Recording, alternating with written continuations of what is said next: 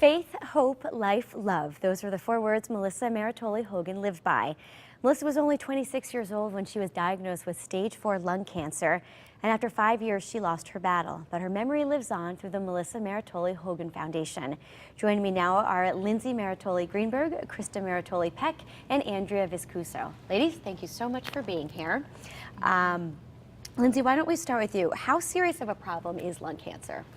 So lung cancer actually is so dramatically underfunded.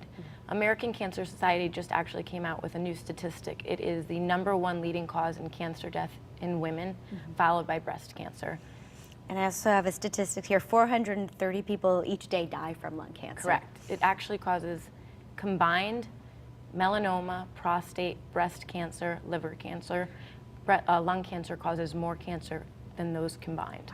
Wow. Lindsay, you were Melissa's twin sister. Tell us a little bit about her. Melissa, she had the best passion for life. She fought so hard.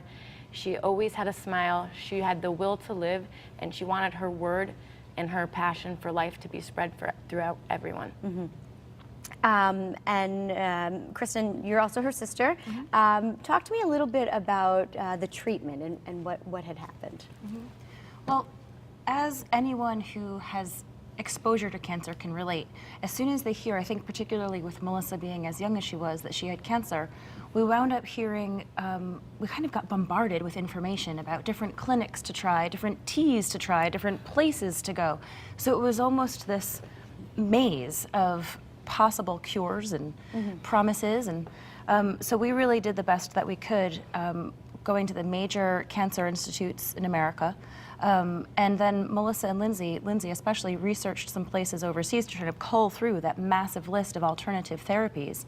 And Lindsay found some places in Germany and Austria that were, really interested in the fact that Melissa and Lindsay were genetic identicals. You know, cancer is a genetic disease, and here we've got identical twins. This is interesting. And then B, really had some good promises for things that Melissa could do that would be non-invasive and potentially prolong her life so that hopefully she could live long enough for a cure.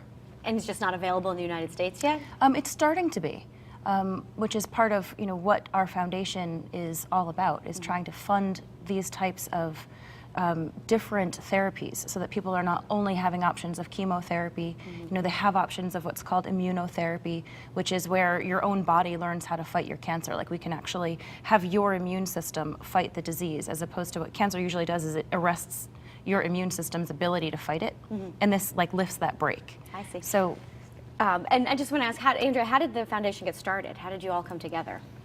Well, once Melissa passed, we really just wanted to kind of keep her legacy alive, and we wanted to share her story because a lot of people associate lung cancer as a smoker's disease, but it actually affects a lot of people of all ages and non-smokers as well.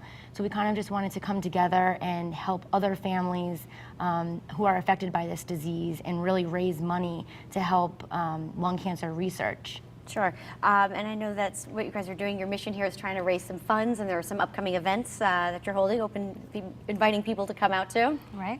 So we have, last year we had an annual gala for a cure. So this year it's going to be January 17th, 2015. Last year with that event we raised over $100,000 that we were able to donate to a lab that we found that is doing the research with immunotherapies. So this year, we keep it as festive as could be. We want it to be a fun night. We want it to honor Melissa's memory, and she loved to have fun. And it's a real festive, fun evening. And we have local sponsors that help us put on this event, and we encourage everyone to come out and enjoy the night with us. Sure, I read about your sister in a Bride magazine. She had the most spectacular wedding. She was just beautiful, and it was so lucky she got to experience that. Absolutely. Who's the CrossFit junkie? You guys all into it? We're kind of married in. Is that right? Oh, your husband's married, and my husband is the initiator, and then we all, started doing it. I see. So it's a Throwdown Cancer CrossFit competition. Correct. That's happening at the Shoreline CrossFit in Brantford. That's going to be November 15th. Just right? a couple weeks. Very good. And of course, you guys have a website where we can find more information? Absolutely. It's mmhforacure.org. So you'll be able to see upcoming events, you'll be able to donate, it'll talk about being sponsors, and we'll also share Melissa's story on there as well. Very good. Ladies, thank you so much for being here. Thank you. Thank you.